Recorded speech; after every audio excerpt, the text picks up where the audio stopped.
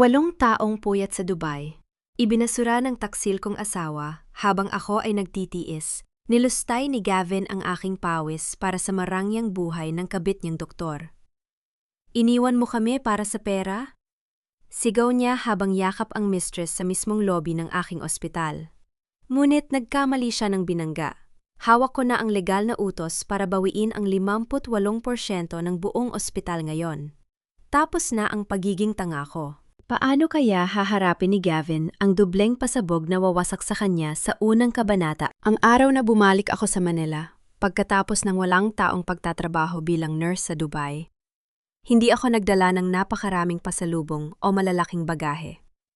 Ang bitbit ko lang sa aking mga kamay ay isang maliit na handbag, ang aking pasaporte, at ang sabik na makita ang asawa kong si Gavin Sarmiento. Walang taon ko ring tiniis ang init ng Middle East, ang puyat ang diskriminasyon at ang matinding pangungulila para lang maipadala halos buong sweldo ko sa kanya. Ginawa ko ang lahat ng iyon para maipagamot ang namayapa kong ama at maipatayo ang pangarap naming bahay habang pinamamahalaan niya ang maliit na bahagi ng negosyo ng aming pamilya. Walang nakakaalam sa aking pagbabalik. Gusto ko sanang sorpresahin si Gavin sa mismong ospital na itinatag ng aking ama, ang Salcedo Memorial Hospital. Sa loob ng 8 taon, pilit kong itinago sa lahat na ako ang nagmamay-ari ng malaking bahagi ng ospital na ito pagkatapos pumanaw ni Papa. Dahil gusto kong maramdaman ni Gavin na siya ang lalaki sa aming pagsasama at siya ang namamahala habang malayo ako. Ngunit nang huminto ang taxi sa tapat ng napakalaking glass doors ng Salcedo Memorial, napansin ko agad ang napakaraming bulaklak mga mamahaling kotse at mga reporter na nakatayo sa lobby. May ginaganap na malaking okasyon. Dahan-dahan akong pumasok, nakasuot ng simpleng coat at scarf para pawiin ang lamig ng aircon. Bit-bit ang isang simpleng regalo para sa aking asawa. Sa gitna ng napakalaking lobby sa ilalim ng makinang na chandelier, nakatayo ang asawa kong si Gavin. Suot niya ang isang napaka-social na kulay navy blue na tuxedo. Mukha siyang isang matagumpay at iginagalang na executive. Ngunit hindi ang kanyang kasuotan ang nagpatigil sa ikot ng mundo ko, kundi ang kanyang braso na nakakapit ng mahigpit sa bayang ng isang babae. Ang babaeng iyon ay si Dr. Danica Ledesma, ang kilalang head physician at anak ng isa sa mga board members ng ospital. Napakaganda niya nakasuot ng eleganteng puting gown na tadtad ng perlas at may malaking ngiti sa kanyang mga labi habang nakasandal sa dibdib ng aking asawa. Nang marinig ko ang boses ni Gavin sa pamamagitan ng microphone na nakakabit sa sound system ng lobby, parang biglang tumigil sa pagtibok ang puso ko. Ikinagagala ko pong ipakilala sa inyong lahat sa harap ng media at ng buong pamilya ng Salcedo Memorial ang aking fiancé at ang hinaharap na may-ari ng buhay ko, si Dr. Danica Ledesma. Ang pahayag ni Gavin na sinundan ng malakas na palakpakan ng lahat ng taong nasa paligid. Naramdaman ko ang biglang paglamig ng buo kong katawan. Ang aking mga kamay na nakahawak sa strap ng aking bag ay nagsimulang manginig ng walang kontrol. Ang hangin sa aking mga bag ay parang biglang nawala na tila ba may humawak sa aking leeg at pilit akong sinasakal. Nais kong humakbang pabalik. Nais kong sumigaw ngunit ang katawan ko ay parang naging estatwa na nakapako sa malamig na sahig ng lobby. Isang reporter mula sa kilalang TV network ang nagtaas ng microphone at nagtanong sa gitna ng kaguluhan. Sir Gavin, kung hindi ako nagkakamali, may mga balita noon na may asawa na kayo bago pa kayo naging acting administrator ng Salcedo Memorial. Ano na po ang nangyari sa unang asawa ninyong si Mireya? Tumingin si Gavin sa camera, gamit ang isang malungkot at madramang muka. Yon ang mukhang ginagamit niya kapag gusto niyang kumuha ng awa sa ibang tao. Yumuko siya ng bahagya, siya kadahan-dahang nagsalita sa mikropono. Nalulungkot akong aminin ito sa harap ninyong lahat. Ngunit si Mireya ay matagal nang wala sa buhay ko. 8 taon na ang nakakalipas nang iwan niya ako at ang aming pamilya para mag-settle sa ibang bansa. Inuna niya ang sarili niyang ambisyon at ang pera kaysa sa aming kasal. Pinabayaan niya ako ng walang-wala at walang kasiguruhan. Ngunit sa tulong ni Danica, natuto akong bumangon ulit. Si Danica ang tunay na nagligtas sa akin mula sa kalungkutan. Ang mga salitang iyon ay parang mga matatalim na kutsil. o napaulit-ulit na isinaksak sa akin. Ang bawat salitang lumabas sa bibig ng lalaking pinagkakatiwalaan ko ng 8 taon ay punong-puno ng kasinungalingan at pagtataksil. 8 taon ako nagpakahirap sa Dubai.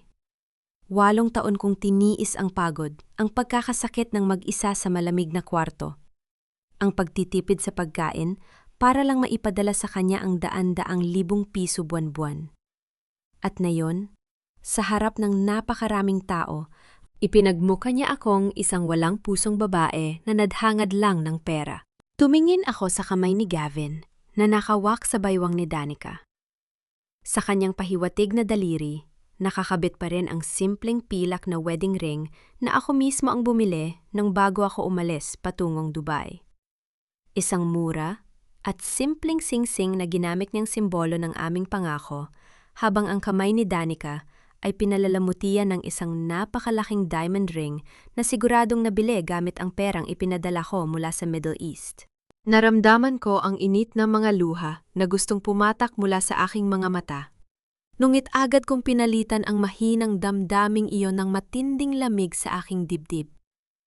Hindi ako hihiling ng awa. Hindi ako tatakbo papunta sa kanila para gumawa ng eksena para magmakaawa o para magpaalala kung sino ako. Ang aking dignidad bilang isang babae at bilang anak ng tunay na nagtatag ng ospital na ito ay hindi ko kailanman ibababa para sa isang taksil. Pumikit ako ng mariin habang ang tunog ng mga palakpakan at ang tawanan ng dalawa ay patuloy na dumadaloy sa hangin. Naramdaman ko ang mabilis na pagtibok ng aking puso, hindi dahil sa takot o sa panghihina, kundi dahil sa isang malaking desisyon na nagbago sa buo kong pagkatao sa mismong segundong yon. Ang pagmamahal na iningatan ko ng 8 taon ay tuluyan ng namatay at naging abo. Tumalikod ako ng dahan-dahan mula sa karamihan ng mga taong nagdiriwang. Hindi ako lumabas ng gusali. Sa halip, naglakad ako patungo sa nakatagong VIP elevator sa gilid ng lobby ang elevator na tangi. Ang pamilya Salcedo lamang ang may access card. Inilabas ko mula sa aking bag ang isang lumang leather card holder na iniwan ni Papa bago siya pumanaw. Ipinatong ko ang card sa scanner at agad na bumukas ang pinto ng elevator nang walang anumang tunog. Pumasok ako sa loob at pinindot ang pinakamataas na palapag ang floor kung saan matatagpuan ang executive board offices at ang legal department ng ospital.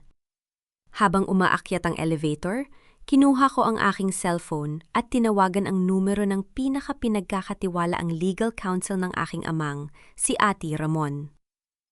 Ate Ramon ako ito, si Mireya. Ang malamig at walang katimtimang bungad ko sa kabilang linya. Mireya, nasa Dubai ka pa rin ba? Kailan ka bababalik para asikasuhin ang mga natitirang papeles ng pamana ng daddy mo? Ang tanong ng matandang abogado sa kabilang linya. Nasa elevator ako ngayon ng Salcedo Memorial, Ate Ramon. Ihanda mo ang lahat ng mga dokumento ng pangkalahatang pagmamay-ari at ang diwa ng huling habilin ni Papa. I-activate mo na ang 58% ng aking controlling shares ngayong araw na ito. Natahimik ang kabilang linya ng ilang segundo bago nagsalita ulit ang abogado na may halong gulat. Sigurado ka na ba, Mireya, kapag ginawa natin ito, malmong tatanggalin ang anumang kapangyarihan na ibinigay mo kay Gavin bilang acting manager sa loob ng 8 taon? Magkakaroon ng emergency board meeting. Ihanda mo ang lahat, Ate Ramon, ngayon na. Ibinaba ko ang tawag habang tumunog ang elevator na nagpapahiwatig na nakarating na ako sa pinakamataas na palapag. Lumabas ako ng may matuwid na tindig, walang luha sa aking mga pisngi at may isang malamig na determinasyon sa aking mga mata. Ibibigay ko kay Gavin Sarmiento ang pinakamalaking sorpresa sa buong buhay niya. Pagkaraan ng kalahating oras, napuno ang malamig na executive boardroom sa pinakamataas na palapag ng Salcedo Memorial Hospital. Ang malaking mesa na gawa sa mahogany ay pinalilibutan ng 8 miyembro ng Board of Directors. Karamihan sa kanila ay mga matatandang doktor at negosyanteng matagal nang kakilala ng aking namayapang ama. Lahat sila ay nagtataka kung bakit nagpatawag ng isang emergency meeting si Ate Ramon sa gitna ng pagdiriwang sa lobby. Bumukas ang double glass doors ng silid. Pumasok si Gavin kasama si Dr. Danica Ledesma. Nakahawak pa rin si Danica sa braso ni Gavin at ang mga mukha nila ay puno ng pagmamayabang. Akala nila ay isa lamang itong formalidad o marahil ay pagpupulong para sa kabilang proyekto ng ospital. Attorney Ramon, anong ibig sabihin nito? Bakit bigla ang nagpatawag ng board meeting? Medyo abala kami sa ibaba dahil sa engagement party at sa press conference. Ang maautoridad na to. Unit may halong inis na bungad ni Gavin habang umuupo sa pinakagitna ng mesa sa upuang, nakalaan para sa chairman. Tumingin si Ate Ramon kay Gavin sa pamamagitan ng kanyang salamin. Ang kanyang muka ay seryoso at walang anumang ngiti. Nagpatawag ako ng pagpupulong dahil formal nang bumalik ang tunay na may-ari ng mayora ng mga COFA ng Salcedo Memorial Hospital. Sagot ng matandang abogado sa mahinahong boses. Natahimik ang buong silid. Nagkatinginan ang mga miyembro ng board. Si Gavin naman ay napatawa ng bahagya, isang tawa na punong-puno ng pangmali. May-ari Ate Ramon, alam ng lahat na pagkatapos mamatay ni Dr. Salcedo, 8 taon na ang nakakalipas, ako ang humawak sa administration. Ang kanyang anak na si Mireya ay matagal nang ibang bansa at walang pakialam sa ospital na ito. Ako ang nagpatakbo ng lugar na ito. Bumukas ang pinto ng maliit na private office sa loob ng boardroom. Dahan-dahan akong lumabas mula doon. Nakasuot na ako ng isang simpleng itim na blazer sa ibabaw ng aking damit. Nakatali ang aking buhok sa likod at ang aking mga mata ay nakatitig ng diretso sa mukha ni Gavin. Ang katahimikan sa silid ay naging napakabigat. Ang ngiti sa mga labi ni Gavin ay biglang napawi. Ang kanyang mga mata ay nanlaki sa gulat at ang kanyang labi ay nayanig ng bahagya habang nakatitig sa akin. Mireya, ang nauuta na sambit ni Gavin. Ako nga, Gavin, ang malamig kong sagot habang dahan-dahang naglalakad patungo sa dulo ng mesa. Biglang tumayo si Gavin mula sa kanyang upuan. Naging pula ang kanyang mukha dahil sa galit at pagkapahiya sa harap ng mga miyembro ng board. Anong ginagawa mo rito? Paano ka nakapasok sa boardroom? Security, bakit pinapasok ang babaeng ito rito? Sigaw ni Gavin habang itinuturo ako ng kanyang daliri. Mireya, nawawala ka na ba sa sarili mo? Dagdag pa ni Danica habang nakatayo rin at nakatitig sa akin ng may pangmali. 8 taon kang nagtrabaho bilang simpleng nurse sa Middle East. Wala kang karapatang pumasok sa isang eksklusibong meeting ng Board of Directors. Hindi mo lugar ang silid na ito. Mabilis na ibinagsak ni Ate Ramon ang isang makapal na leather binder sa ibabaw ng mahogany table. Ang tunog ng mga papel na tumama sa mesa ay nagpatahimik sa buong silid. Dr. Ledesma. Mr. Sarmiento, mag-ingat kayo sa inyong mga salita, ang seryosong babala ni Ate Ramon. Hawak-hawak ko rito ang orihinal at irrevocable trust document na nilagdaan ng founder ng ospital na ito, si Dr. Fernando Salcedo. Ayon sa batas at sa testamentong ito, 58% ng kabuuang ari-arian at kofan ng Salcedo Memorial Hospital ay direktang nakapangalan sa kanyang nag-iisang anak na si Mireya Salcedo. Inilabas ni Ate Ramon ang mga dokumento at ipinamahagi ang mga kopya sa bawat miyembro ng board. Ang paghawak ni Gavin Sarmiento sa administratibong posisyon sa loob ng 8 taon ay isang temporary proxy authority lamang na ibinigay ni Ms. Mireya habang siya ay nasa labas ng bansa. At ngayong araw na ito, formal nang binawi ni Ms. Mireya Salcedo ang authority na yon. Siya na ngayon ang nakaupo bilang chairwoman ng Board of Directors. Nanginig ang kamay ni Danica habang binabasa ang kopyang ibinigay sa kanya. Tumingin siya kay Gavin na para bang bumagsak ang buong mundo sa kanila. Ang lalaking ipinagmamayabang niyang tagapamahala ng ospital ay biglang naging isang walang kapangyarihang tauhan lamang. Hindi ito maaari, sigaw ni Danica habang nakatitig sa akin. Ang pamilya ko ay nagmamay-ari ng 15% ng ospital na ito. Ako ang chief physician. Isang simpleng bedside nurse ka lang sa Dubai, wala kang alam sa pamamalakad ng isang malaking ospital. Dahan-dahan akong humakbang lapit sa kinaroroonan ni Danica. Ipinatung ko ang aking 2 kamay sa mesa at yumuko ng bahagya para pantayan ang kanyang mga mata. Wala ni isang luha sa aking mukha, walang galit sa aking bose, tanging purong awtoridad lamang. Maaring isa lamang akong bedside nurse sa Dubai, sa loob ng 8 taon, Dr. Ledesma. Ngunit ako ang nurse na nagmamay-ari ng 58% ng lupa at gusaling kinatatayuan mo ngayon. At bilang chairwoman, ang aking unang utos ngayong araw ay ang pagpapatupad ng isang buong freeze sa lahat ng financial accounts ng ospital. Napatayo rin ang iba pang miyembro ng board habang ang mukha ni Gavin ay nawala ng tuluyan ng kulay. Nagpalit-palit ang tingin niya sa akin at sa mga dokumento sa mesa. Freeze ng accounts. Bakit ang nauutal na tanong ni Gavin na ang pawis ay nagsimulang tumulo mula sa kanyang no? Dahil simula bukas na bukas din, pumasok na ang isang independent forensic auditing team para suriin ang lahat ng resibo gastos at mga transaksyon ng ospital sa nakalipas na 8 taon, lalo na ang mga perang ipinadala ko mula sa Dubai at ang pondo ng charity ward ang malamig kong pahayag. Ang buong silid ay napuno ng bulungan ng mga board members. Walang sinuman sa kanila ang nakapagsalita laban sa akin dahil hawak ko ang legal na mayorya. Dahil sa matinding takot at pagkapahiya, mabilis na hinawakan ni Gavin ang kamay ni Danica at pilit itong hinila patungo sa gilid ng silid habang nagmamadaling lumabas ang ibang miyembro ng board. Naniniwala silang malaya na sila sa pandinig ng sinuman, ngunit taglakad sila patungo sa sulok kung saan nakalagay ang maliit na conference recorder ng sekretarya na ginagamit para sa minutes ng meeting. Ang microphone na yon ay nakabukas pa rin at patuloy na nagtatala ng bawat tunog. Gavin, anong nangyayari? Ang takot na bulong ni Danica na ang boses ay nanginginig sa matinding panic. Kapag tiningnan ng forensic auditors ang ledger ng charity fund at ang mga fictitious medicine invoices na ginawa natin, makukulong tayo. Paano ang mga ginastos natin sa luxury apartment at sa bagong kotse mo, Gavin? Makukulong tayo. Huwag kang maingay, ang pabulong. Ngunit galit na sagot ni Gavin habang nakahawak ng mahigpit sa braso ni Danica. Ayusin natin ito. Isang simpleng nurse lang si Mireya. Hahanapan ko siya ng kapalpakan bago pa matapos ang audit. Hindi nila alam ang bawat salitang lumabas sa kanilang mga labi ay direktang naitatala sa digital audio file na kasalukuyang nagpoproseso sa laptop ng aking sekretarya. Tumingin ako sa maliit na pulang ilaw ng recorder na patuloy na kumikindat sa mesa. Ang unang hakbang ng kanilang pagbagsak ay nagsimula na.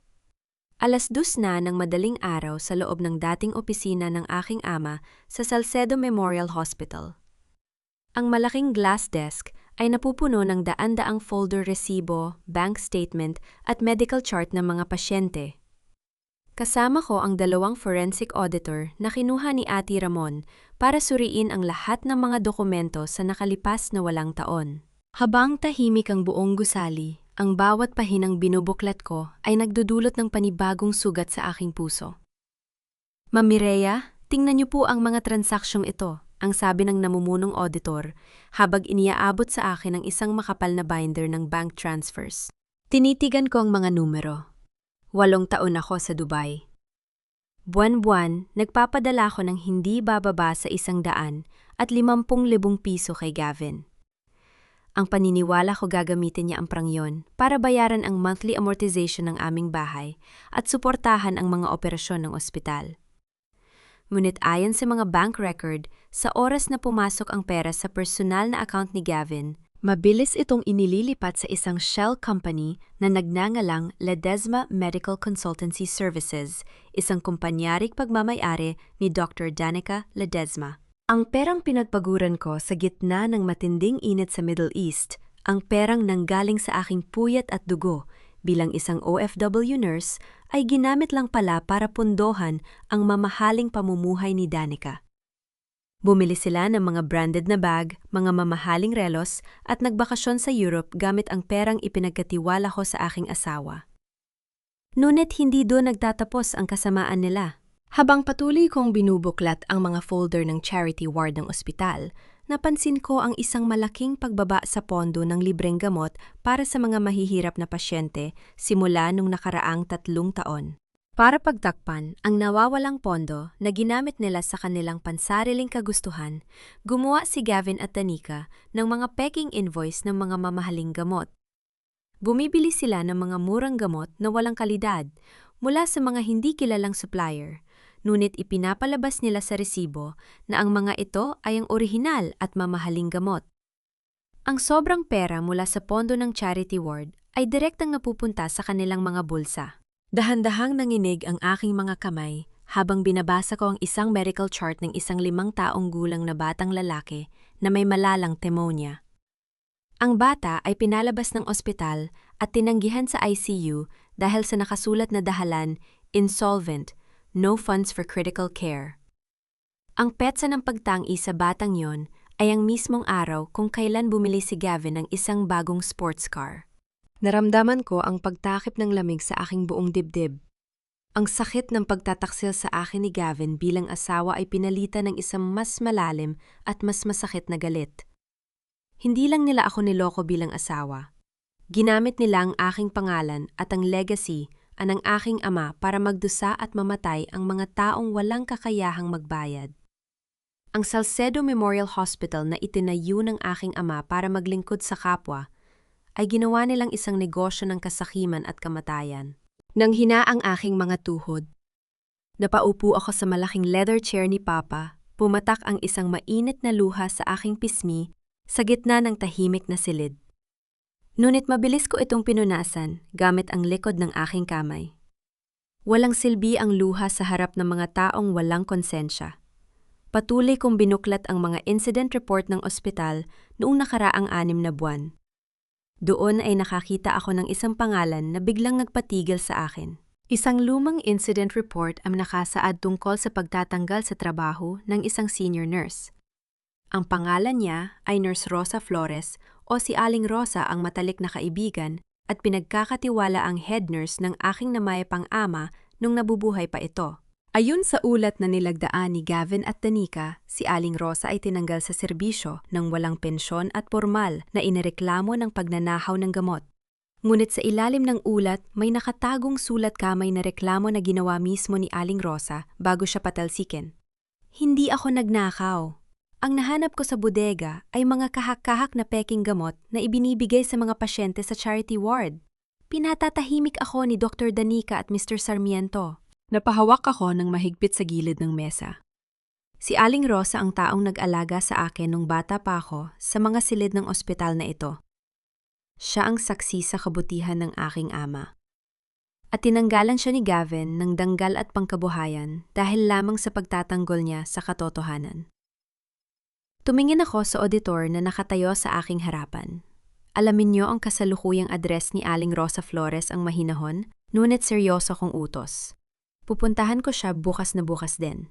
Ito ang magiging susi para tuluyang buksan ang pintuan ng katarungan na pilit nilang isinara. Kinabukasan bumiyahe ako patungo sa isang masikip at mahirap na komunidad sa gilid ng Maynila. Hindi ako sumakay sa mamahaling sasakyan ng aking pamilya, kundi pumili ako ng simpleng pampublikong sasakyan para hindi makatawag ng pansin. Ang kalsada doon ay makitid puno ng putik mula sa nagdaang ulan at ang hangin ay may amoy ng basang basura at usok mula sa mga nagsisiga. Sa dulo ng isang makipot na iskinita, nahanap ko ang isang maliit na bahay na gawa sa pinagtagpi-tagping kahoy at yero. Doon nakatira si Aling Rosa Flores, ang dating pinakarespetadong head nurse ng Salcedo Memorial. Nang kumatok ako sa marupok na pinto, dahan-dahan itong bumukas. Tumambad sa akin ang isang matandang babae na may mapuputing buhok na kasuot ng kupas na duster. Mukha siyang pagod at may bahagyang ubo, ngunit nang tumitig siya sa aking mukha, ang kanyang mga mata ay biglang lumiwanag. "Mireya, ikaw ba talaga yan, anak?" Ang nanginginig niyang tanong habang hinahawakan ng aking mga pisngi gamit ang kanyang mga magagaspang ngunit mapagkalingang kamay. "Opo, Aling Rosa. Ako nga po." Bumalik na ako ang sagot ko habang pinipigilan ng aking emosyon. Niyakap ako ng mahigpit na matanda. Sa maliit at madilim niyang sala na may amoy ng lumang papel at tiyang chamomile, naramdaman ko ang tunay na init ng tahanan na matagal kong hinanap sa nakalipas na 8 taon. Ito ang kauna-unahang pagkakataon na naramdaman kong may nagmamahal pa rin sa akin sa bansang ito. Ikinuwento sa akin ni Aling Rosa ang lahat. Matapos siyang patalsikin ni Gavin at Danica, dinala rin nila ang kanyang pangalan sa blacklist ng iba pang mga ospital. Hindi na siya nakahanap ng trabaho bilang nurse, at ang kanyang pensyon na inilaan para sa kanyang katandaan ay tuluyang hinarangan ng pamunuan ng ospital sa pamamagitan ng mga yuwad na dokumento ng pagnanakaw. Tiniis ko ang lahat, Mireya. Alam kong balang araw ay babalik ka para ituwid ang lahat. Ang tatay mo, si Dr. Fernando, ay isang mabuting tao. Hindi niya hahayaang maging pugad ng kasamaan ng ospital na binuo niya para sa mga mahihirap. Ang umiiyak na pahayag ni Aling Rosa. Tumayo ang matanda at naglakad patungo sa isang lumang aparador na gawa sa plywood. May kinuhang maliit na susi sa ilalim ng kanyang higa at binuksan ang isang nakatagong kahon at inilabas ang isang lumang asul na notebook na may mga tastas na gilid. Iningatan ko ito, Mireya. Noong nagtatrabaho pa ako sa bodega ng parmasya ng charity ward, palihim kong isinusulat dito ang bawat delivery ng mga peking gamot na ipinapasok ni Dr. Danica. Narito ang mga totoong serial number ang mga petsa at ang mga pangalan ng mga distributor na walang permit mula sa Food and Drug Administration. Ito ang patunay na alam nilang lahat na walang bisa at mapanganib ang mga gamot na ibinibigay nila sa mga mahihirap. Inabot niya sa akin ang lumang notebook.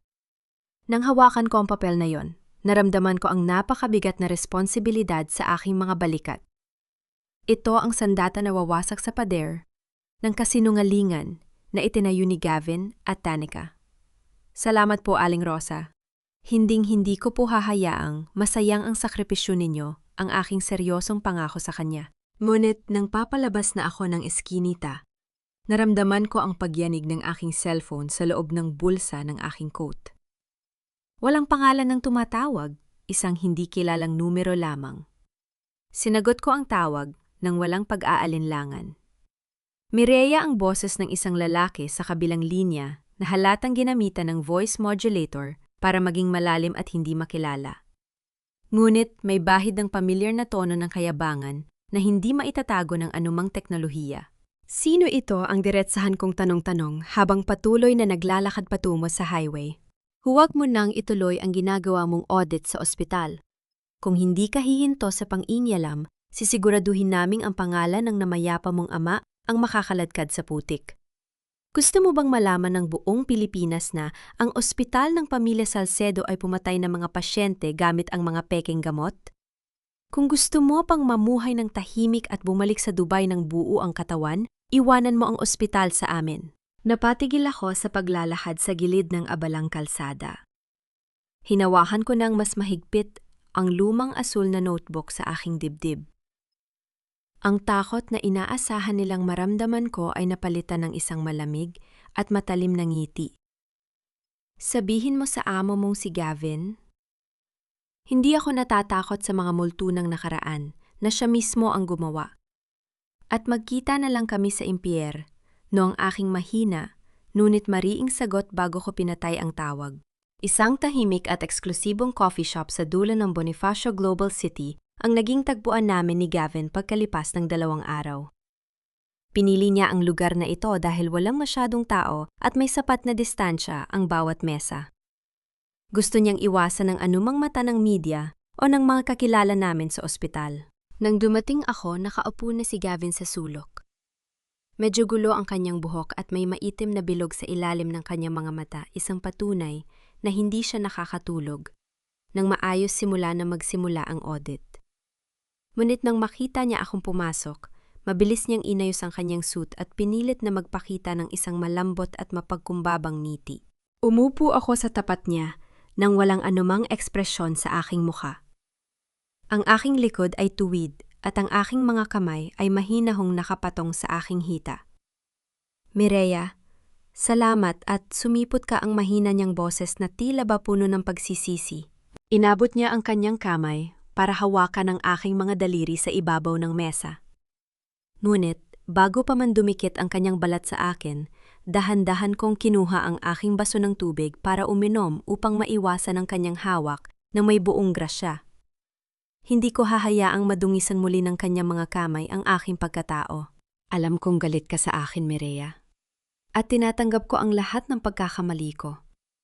Ngunit sana pakinggan mo muna ang paliwanag ko ang pagmamakaawa ni Gavin habang sumasandal sa mesa. 8 taon kang malayo sa akin. Napakahirap na mag-isa rito sa Manila.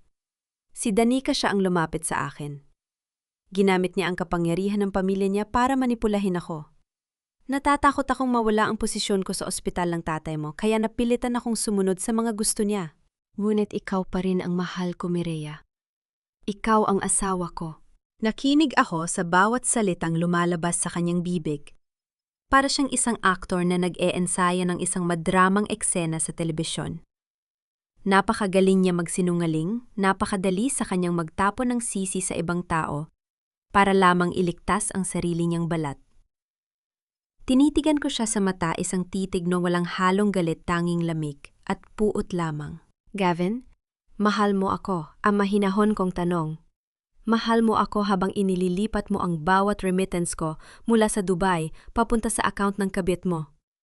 Mahal mo ako habang binibili mo siya ng mga branded na gamit at mamahaling kondo gamit ang perang pinagpuyatan ko bilang nurse. At higit sa lahat, mahal mo ako habang hinahayaan mong mamatay ang mga batang pasyente sa charity ward dahil linakaw niyo ang pondo para sa kanilang mga gamot. Ang mukha ni Gavin ay biglang nagbago.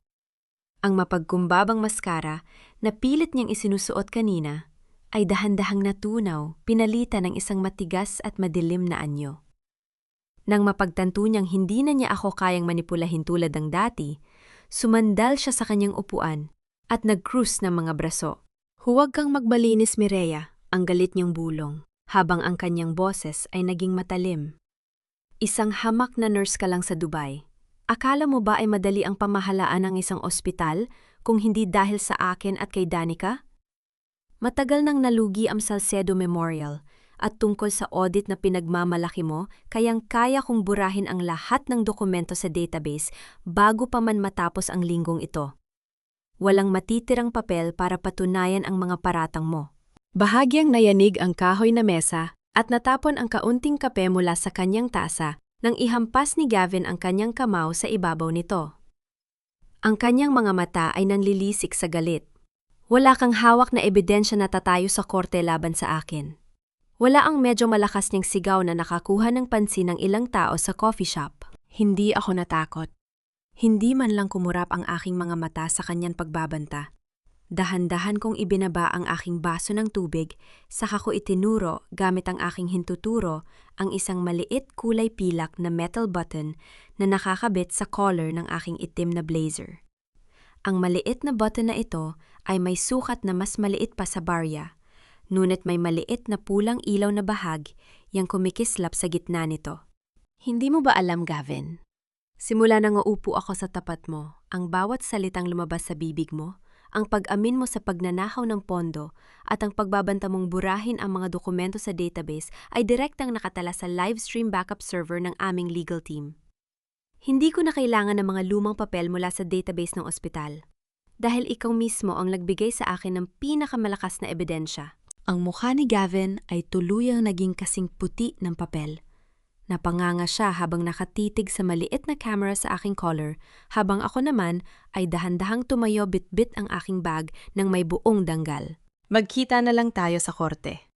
Gavin, ang huli kong seryosong pahayag bago ako lumakad palabas ng coffee shop nang hindi man lang siya nilingon muli. Nang malaman ni Danica ang tungkol sa pagkabigo ni Gavin sa coffee shop, ang kanilang relasyon na binuo sa kasakiman ay nagsimulang mag-crack. Sa loob ng opisina ni Danica, narinig ko ang kanilang malalakas na boses sa pamamagitan ng ulat ng aking sekretarya. Sinisi ni Danica si Gavin sa pagiging tanga, habang si Gavin naman ay nagbanta na isasama si Danica sa kanyang pagbagsak kung hindi niya ito tutulungan. Dalawang hayop silang nakakulong sa iisang hawla at ngayon ay handa na silang kagatin ng isa't isa para lang makaligtas. Dahil sa takot na matapos ang forensic audit bago ang gabi ng Lequiem o ang gala anniversary ng ospital, nagdesisyon si Danica na gumawa ng isang marahas na hakbang. Ang physical archive room sa basement ng ospital ang naglalaman ng mga orihinal na resibo, mga lagda para sa mga peking gamot, at ang mga lumang talaan na hindi pa naililipat sa computer system. Kung mawawala ang mga papel na iyon, malaking bahagi ng kaso laban sa kanila ang hihina. Alas 11 ng gabi. Tahimik ang buong gusali ng Salcedo Memorial. Kasama ko ang head ng security sa CCTV monitoring room, nakatitig sa screen na nagpapakita ng madilim na pasilyo ng basement. Doon ko nakita ang isang anino na dahan-dahang naglalakad na kasuot ng mahabang coat at may dalang isang bag. Ginamit ni Danica ang kanyang master keycard para buksan ang pinto ng physical archive room. Ipaalam mo sa mga bumbero at ihanda ang fire control system, ang aking mabilis na utos sa security officer habang mabilis akong tumayo. Ngunit huwag muna kayong papasok sa basement hanggat hindi ko sinasabi. Gusto ko siyang mahuli sa mismong akto. Tumakbo ako patungo sa hagdanan. Ang elevator ay masyadong mabagal sa mga oras na ito ng emergency. Ang bawat hakbang ko sa madilim at malamig na hagdanan ay sinasabayan ng mabilis na tibok ng aking dibdib. Ang takot na baka tuluyan niyang masunog ang mga ebidensya ay nagdulot ng lamig sa aking mga kamay. Ngunit ang aking isip ay nananatiling matalas. Nang marating ko ang basement, naramdaman ko agad ang kakaibang init sa hangin at ang amoy ng nasusunog na chemical. Dahan-dahan kong itinulak ang pinto ng archive room. Sa loob ng silid sa gitna ng mga naglalakihang bakal na estante na puno ng mga folder nakatayo si Danica.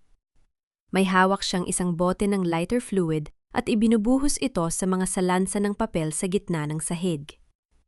Ang maliit na apoy mula sa kanyang lighter ay nagsimula ng gumapang sa gilid ng mga dokumento, lumilika ng isang maliit ngunit mabilis na lumalaking sunog. Danica, ang aking malamig na tawag na bumasag sa katahimikan ng silid. Mabilis na lumingon si Danica, nanlalaki ang mga mata sa gulat at takot. Ang kanyang mukha ay basang-basa ng pawis at ang kanyang mga kamay ay nanginginig habang hawak ang nag-aapoy na lighter. Mireya, wag kang lalapit, ang sigaw niya na ang boses ay puno ng histerya. Hindi mo sisirain ang buhay ko. Hindi mo sisirain ang reputasyon ng pamilya ko.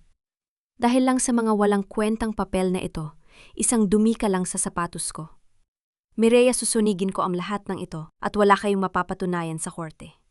Tumingin ako sa lumalaking apoy sa sahig, saka muli kong ibinalik ang aking paningin sa kanyang mukha. Wala akong ipinakitang takot. Humakbang ako ng dahan-dahan pumasok sa silid. Sunugin mo, Danica. Sunugin mo ang bawat piraso ng papel na nandyan ang mahinahon kong sagot habang inilalabas ko ang isang kulay asul na USB flash drive mula sa aking bulsa. Itinaas ko ang USB sa tapat ng kanyang mukha kung saan nasasalamin ang liwanag ng apoy. Kaninang hapon pa natapos ng forensic team ang pag-scan at pag-digitalize sa bawat pahina ng mga dokumento sa silid na ito. Lahat ng sinusunog mo ngayon ay mga kopya na lamang. Ngunit sa paggawa mo ng sunog na ito, idinagdag mo lang ang kasong arson at destruction of evidence sa mga krimen mo. Mas lalo mo lang pinabilis ang pagpasok mo sa kulungan.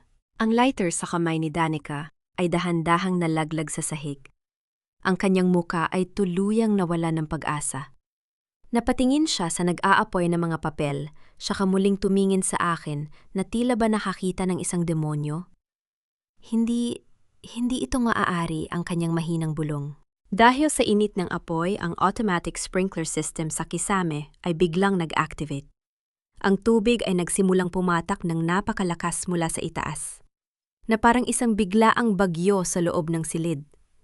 Ang malalakas na patak ng tubig ay mabilis na pumatay sa apoy na lumika ng makapal na usok na pumuno sa buong silid. Kasabay nito ang tunog ng emergency fire alarm ng ospital ay nagsimulang umalingaw-ngaw sa mga pasilyo, isang malakas at paulit-ulit na babala na narinig sa bawat sulok ng gusali. Umuubo si Danica dahil sa makapal na usok. Tumakbo siya lampas sa akin tulad ng isang natatakot na hayop basang-basa ng tubig mula sa sprinkler habang pilit na tumatakas palabas ng basement. Nananatili akong nakatayo sa gitna ng basang silid. Hinayaan kong pumatak ang malamig na tubig sa aking mukha at sa aking buhok.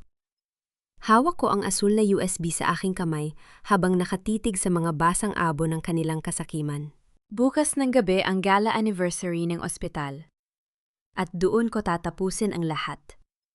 Ang grand ballroom ng isang mamahaling hotel sa Manila ay napupuno ng liwanag at ingay ngayong gabi. Ito ang gabi ng Lecky Niem, ang ika-30 taon ng pagtatag ng Salcedo Memorial Hospital.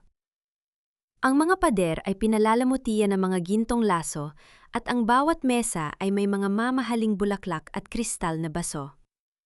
Narito ang mga pinakasikat na doktor sa bansa, mga kilalang politiko, malalaking donor, at mga mamamahayag mula sa iba't ibang TV networks. Sa gitna ng karamihan, nakatayo si Gavin at Danica. Suot ni Danica ang isang napakarangyang pulang gown na tadtad ng mga mamahaling diamante, habang si Gavin naman ay mukhang napakagiting sa kanyang tuxedo. Pagkatapos ng nangyari sa archive room kagabi, pilit nilang ipinapakita sa lahat na walang anumang problema. Naniniwala silang ang pinsala sa pisikal na archive ay sapat na para burahin ang kanilang mga kasalanan at ang sinasabi kong USB backup ay isa lamang pananakot. Nakangiti silang nakikipag-usap sa mga donador, umiinom ng mamahaling champagne at tinatanggap ang mga pagbati para sa kanilang nalalapit na kasal. Habang masaya ang lahat, nakatayo ako sa backstage kasama si Ate Ramon at ang aming technical team. Hawak ko ang aking hawak na maliit na remote control para sa screen ng ballroom. Suot ko ang isang simpleng itim na sutlang gown, walang kahit anong marangyang palamuti, kundi ang aking paninindigan at ang aking danggal. Mireya, handa na ang lahat. Ang mga technician sa control booth ay nasa ilalim na ng utos ko, ang mahinang bulong ni Ate Ramon sa aking tabi. Tumango ako ng dahan-dahan. Oras na para matapos ang palabas na ito. Narinig ko ang boses ng Master of Ceremonies na umalingaw-ngaw sa buong ballroom sa pamamagitan ng mga speaker. At ngayon, tinatawag natin ang lalaking nagbigay ng bagong lakas at tagumpay sa Salcedo Memorial sa nakalipas na 8 taon, ang ating acting administrator, Mr. Gavin Sarmiento. Ang buong ballroom ay napuno ng malakas na palakpakan habang naglalakad si Gavin patungo sa gitna ng entablado. May malaking ngiti sa kanyang mga labi kumakaway sa mga tao habang hawak ang microphone. Ang malaking LED screen sa kanyang likod ay nagpapakita ng kanyang pangalan at ng logo ng ospital na may kasamang mga larawan ng kanyang mga pekeng proyekto. Magandang gabi sa inyong lahat. Ang simula ng talumpati ni Gavin na ang boses ay puno ng emosyon. Ang aking namayapang biyenan, si Dr. Fernando Salcedo, ay laging nagtuturo sa atin na ang pagtulong sa kapwa ang pinakamataas na tungkulin ng isang doktor. At sa gabing ito, kasama ang aking magiging asawa na si Dr. Danica Ledesma, nangangako kaming dadalhin ang ospital na ito sa mas mataas na antas ng serbisyo para sa ating mga kababayan. Habang naghahanda si Danica na umakyat sa entablado para sumama sa kanya dahan-dahang, bumukas ang malaking pinto ng ballroom sa likod ng silid. Pumasok ako. Ang bawat hakbang ko sa pulang carpet ay tahimik, ngunit may mabigat na presensya. Nang mapansin ng mga tao sa likod ang aking pagpasok, ang mga bulong ay nagsimulang kumalat na parang apoy sa tuyong damo. Ang mga reporter ay nagsimulang mag-ayos ng kanilang mga camera patungo sa akin. Sino siya? Hindi ba siya ang anak ni Dr. Salcedo, ang bulong ng isang matandang doktor sa malapit? Hindi ko pinansin ang mga bulong ng tao. Ang aking paningin ay nakatuon lamang kay Gavin na nakatayo sa entablado. Naglakad ako ng diretsyo patungo sa mga hagdanan, umakyat ng may buong dangal at tumayo sa gitna ng entablado ilang metro lamang ang distan. Siya mula sa aking asawa. Ang malaking ngiti sa mukha ni Gavin ay biglang naglaho. Ang kanyang mga mata ay nanlaki sa gulat at takot. Inilayo niya ang microphone sa kanyang bibig at bumulong sa akin ng may pagbabanta. Mireya, anong ginagawa mo rito? Umalis ka rito, huwag kang gumawa ng eksena sa harap ng media. Pag-usapan natin ang pera pagkatapos nito. Kinuha ko ang isang ekstrang microphone mula sa stand sa aking gilid. Humarap ako sa daan-daang tao na nakatitig sa amin ng may matinding pagtataka. Magandang gabi sa inyong lahat. Ang aking malinaw at matatag na boses na narinig sa bawat sulok ng ballroom. Ako, si Mireya Salcedo, ang nag-iisang anak ng tagapagtatag ng ospital na ito at ang tunay na chairwoman ng Board of Directors ng Salcedo Memorial.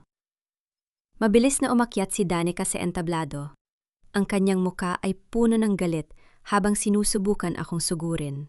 Mireya Peke, kawala kang karapatang manggulo sa okasyong ito. Security, ilabas ang babaeng ito ang sigaw ni Danica sa microphone. Ngunit walang sinumang security guard ang lumapit. Lahat sila ay nakatayo lamang sa gilid dahil alam nilang si Ate Ramon ang may hawak ng utos sa kanila ngayong gabi. Itinaas ko ang aking kamay at pinindot ang maliit na remote control na hawak ko. Bago natin ipagdiwang ang sinasabing bagong era ng ating ospital, nais ko munang ipakita sa inyong lahat kung paano pinatakbo ni na Mr. Gavin Sarmiento at Dr. Danica Ledesma ang ating institusyon. Sa likod ng ating mga likod ang aking seryosong pahayag. Ang mga ilaw sa buong ballroom ay biglang namatay. Ang malaking LED screen sa likod ni Gavin na kanina ay nagpapakita ng kanyang larawan ay biglang nagbago. Ang kulay ginto ay napalitan ng isang madilim na asul na screen na nagpapakita ng mga digitalized bank accounts, mga pekeng resibo ng gamot, at ang video recording kung saan malinaw na inaamin ni Gavin ang kanyang mga krimen. Ang boses ni Gavin at Danica na nagmumula sa mga malalaking speaker ng ballroom ay umalingaw-ngaw sa buong silid, napakalinaw at walang anumang dumi. Kapag tiningnan ng forensic auditors ang ledger ng charity fund at ang mga fictitious medicine invoices na ginawa natin, makukulong tayo pa. No ang mga ginastos natin sa luxury apartment at sa bagong kotse mo, ang bawat salitang iyon na naitala ng recorder sa boardroom ay narinig ng daan-daang tao sa loob ng ballroom.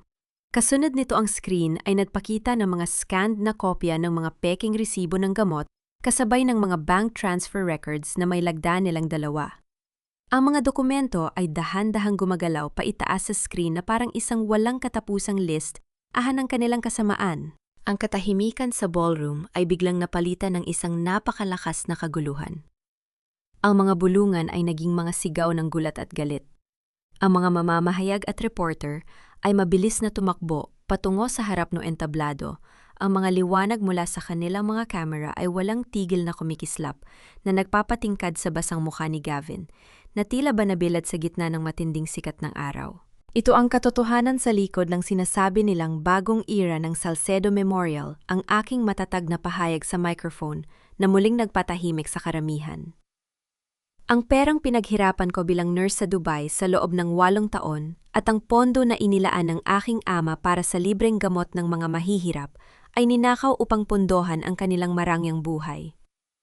Nagdala sila ng mga pekeng gamot na walang bisa at dahil doon maraming mahihirap na pasyente ang nawala ng buhay dahil sa kawalan ng tamang gamot.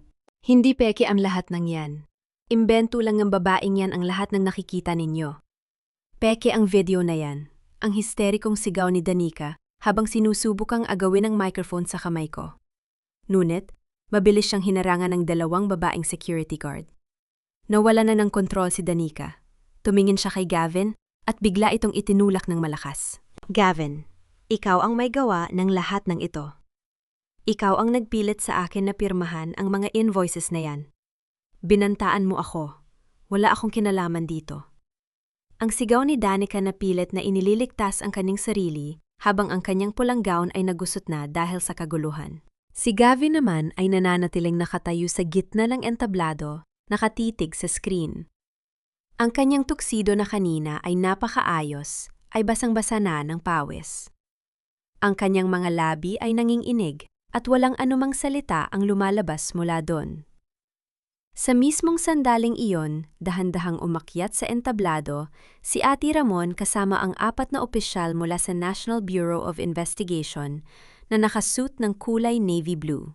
Mr. Gavin Sarmiento and Dr. Danica Ledesma, you are under arrest for grand embezzlement, corporate fraud, and distribution of counterfeit pharmaceuticals, ang pormal na pahayag ng namumunong opisyal.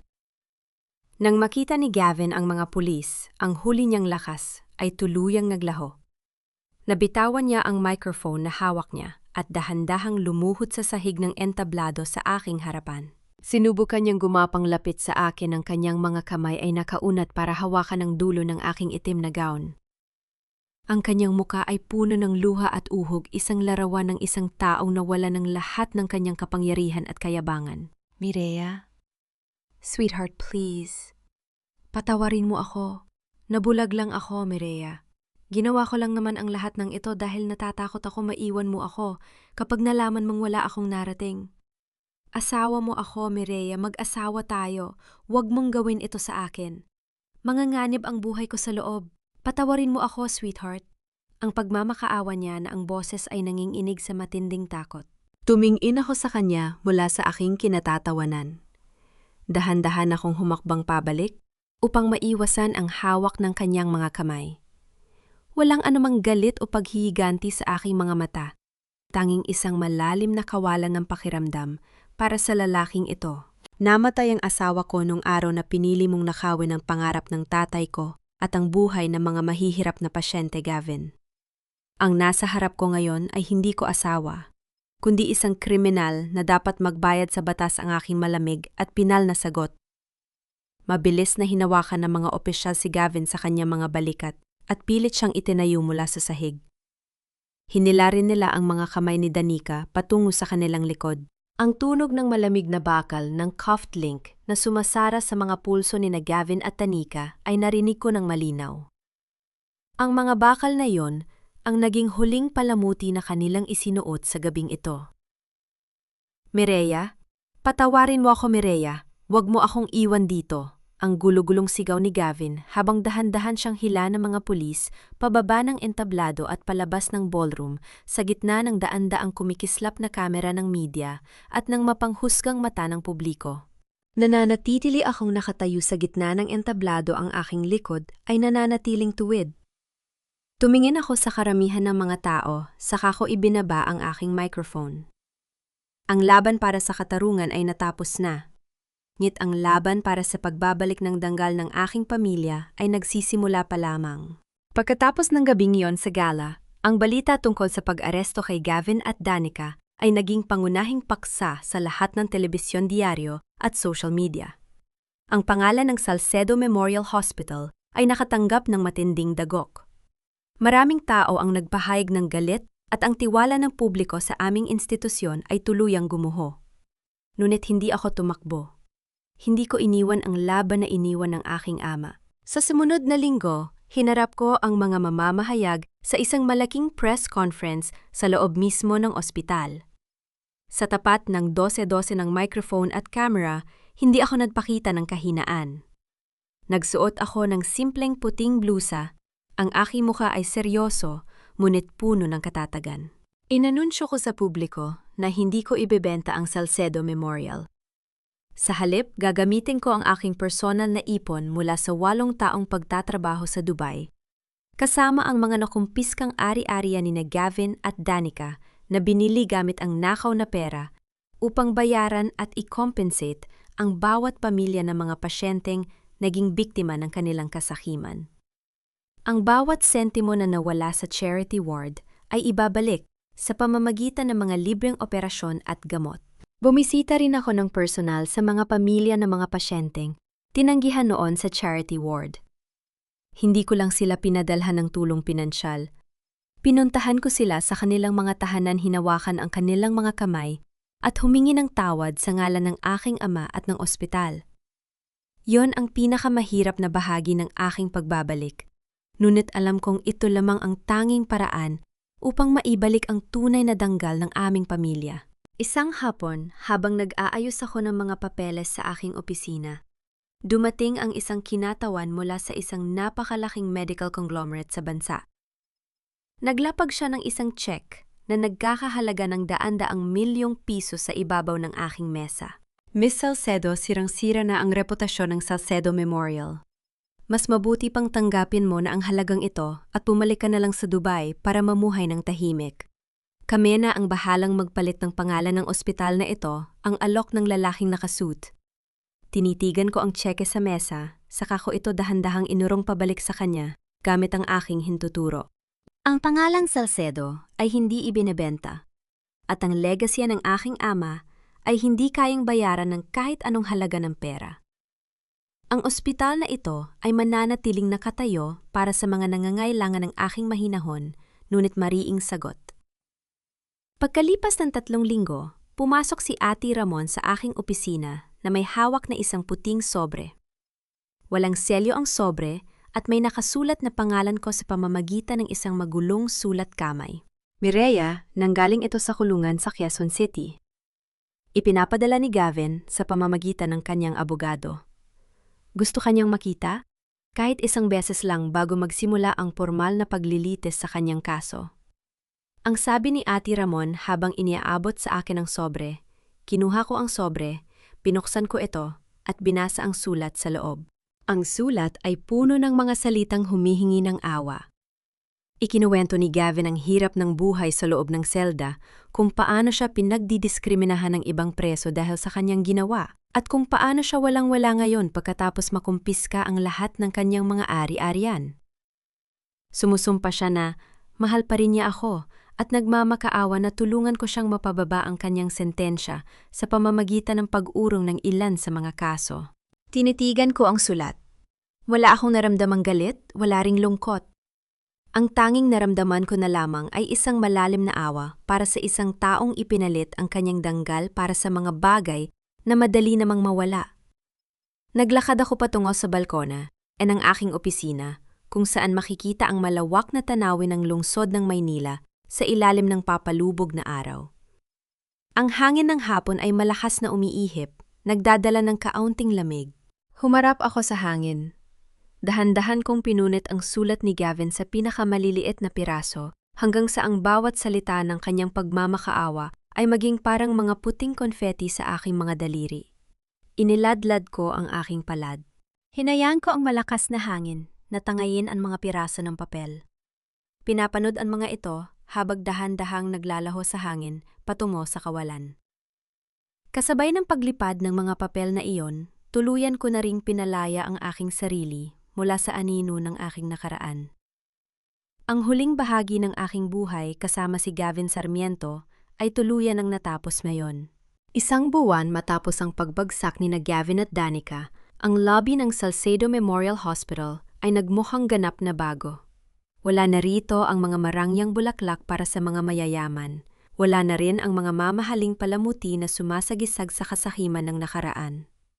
Sa halip, ang buong lobby ay napupuno ng mga simpleng banner na may nakasulat na Salcedo OFW Family Healthcare Fund, libreng serbisyo para sa mga pamilya ng mga bagong bayani.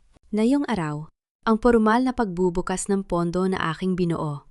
Ang lobby ay napupuno ng mga tao, mga driver ng jeep, mga tindera sa palengke, at higit sa lahat, ang mga asawa at anak ng mga OFW na kasalukuyang nagtatrabaho sa iba't ibang panig ng mundo. Sila ang mga taong tulad ko noon na nagtitiis sa hirap sa ibang bansa habang laging nag-aalala kung may pambayad ba ang kanilang pamilya kapag nagkasakit sa Pilipinas. Sa gitna ng karamihan nakatayo si Aling Rosa Flores. Suot niya ang isang bagong-bago at malinis na puting nurse uniform. Hindi na siya isang biktima ng kawalang katarungan. Formal ko siyang ibinalik sa ospital bilang senior patient advocate at welfare consultant ng charity ward. Ang kanyang mga mata ay nangingilid sa luha ng kaligayahan habang tinutulungan ang mga unang pasyente na mag-fill up ng mga forms. Tumingin ako sa pader, sa itaas ng reception desk. Doon ay nakasabit ang isang bagong pinta na portrait ng aking ama, si Dr. Fernando Salcedo. Nakangiti siya sa larawan, may hawak na stethoscope, at ang kanyang mga mata ay tila ba nagsasabi sa akin na sa wakas ang kanyang pangarap ay naging ligtas na sa aking mga kamay. Lumakad ako patungo sa maliit na podium sa harap ng mga tao. Hindi ko nasuot ang itim na damit ng paghihigante.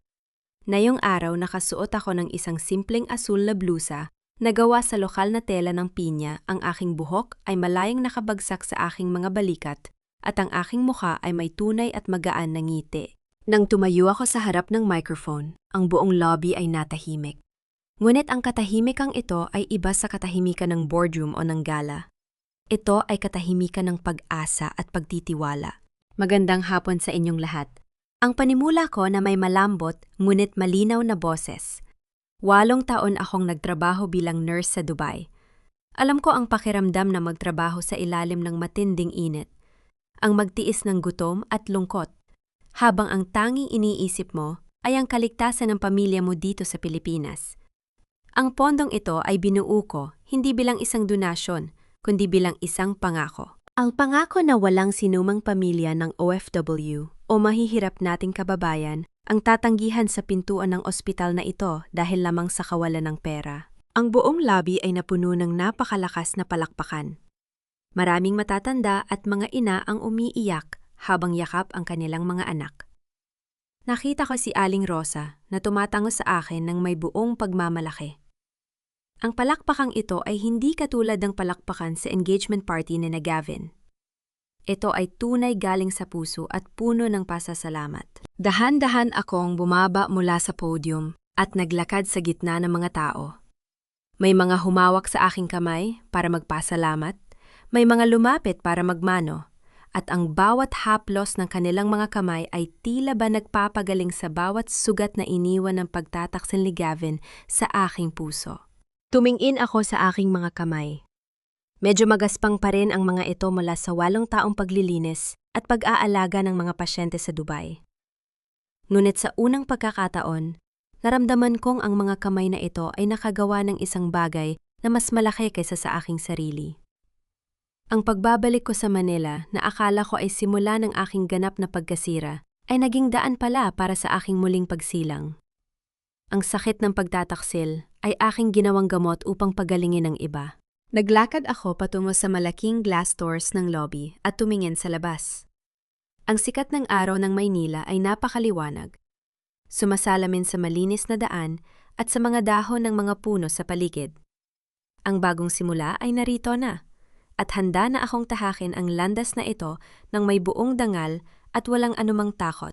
Habang pinagmamasdan ko ang sikat ng araw na tumatama sa mukha ni Mireya sa tapat ng pintuan ng ospital, naramdaman ko ang isang malalim na kapaya, paan sa aking puso, na tila ba ang bawat bagyo ng kahapon ay tuluyan ng napawi ng isang maaliwalas na umaga. Mga mahal kong tagapakinig, maraming salamat sa inyong walang sawang pagsama sa akin sa mahabang lakbaying ito ng buhay ni Mireya. Habang isinusulat ko ang mga huling bahagi ng kwentong ito, paulit-ulit na sumasakit ang aking dibdib kapag naalala ko ang tagpo kung saan lumuhod si Gavin sa entablado upang magmakaawa, habang si Mireya naman ay nanatiling nakatayo ng may buong danggal. Naisip ko ang libu-libong mga kababayan nating nagpapakasakit sa ibang bansa bilang mga OFW na nagpapadala ng bawat sentimo ng kanilang pinagpawisan para sa pamilya. Ngunit pag-uwi, ay nadatnang ang kanilang mga pangarap ay dahan-dahan na palang winawasak ng mga taong labis nilang pinagkatiwalaan. Sa ating kwento, may isang simpleng bagay na nagpabago sa takbo ng lahat ang lumang asul na tala-arawan ni Aling Rosa. Ang notebook na iyon ay hindi lamang naglalaman ng mga numero at listahan ng mga peking gamot, kundi ito ay naging simbolo ng katotohanang hindi kailanman matatabunan ng anumang sunog o kasinungalingan. Sa ating sariling buhay, madalas tayong makaranas ng mga sugat na dulot ng pagtataksil ng mga taong malapit sa ating puso. Ngunit tulad ng isang mahusay na tagapang-alaga ng kalusugan na nag-aalaga sa may sakit, huwag nating gamutin ang lason ng galit sa pamamagitan ng isa pang lason. Ang pinakamabisang lunas sa pagtataksil ay hindi ang pagbaba sa antas ng mga nagtaksil sa atin upang maghiganti, kundi ang pagtayo nang may dangal ang pagbawi sa ating sariling lakas at ang paggamit ng ating mga sugat upang maging lunas at pag-asa para sa ibang tao. Kung kayo ang nasa kalagayan ni Mireya, magagawa niyo rin bang talikuran ang galit upang magsimula ng isang bagay na mas makabuluhan para sa kapwa? Nais kong malaman ang inyong mga saloobin sa bagay na ito. Saang panig po ba kayo ng mundo kasaluku, yung nakikinig sa akin ngayon? Marahil ay isa ka ring OFW na nagtatrabaho sa malalayong bansa habang nangungulila sa pamilya o isang ina na nag-aalaga ng tahanan sa ating sariling bayan. Ibahagi po ninyo ang inyong kwento at mahalagang opinyon sa comment section sa ibaba. Huwag niyo rin pong kalimutang i-like at i-share ang ating kwento upang mas marami pa tayong pusong matulungang maghilom at mapayapa. Pamagat ng kwento, ang talaarawan ng paghilom. Ang kwentong ito ay isinulat hango sa inspirasyon ng mga totoong bahagi ng buhay sa ating lipunan. Iniaalay para sa lahat ng mga nakaranas at kasaluku yang nakakaranas ng katulad na pagsubok. Likas na paalala ang lahat ng mga karakter at mga sitwasyon sa kwentong ito ay muling isinulat bilang kathang-isip lamang at walang layunin na punahin o atakihin ang sinuman. Ang kwento ay nilikha para sa layuning magbigay ng aliw at maghatid ng positibong mensahe sa buhay.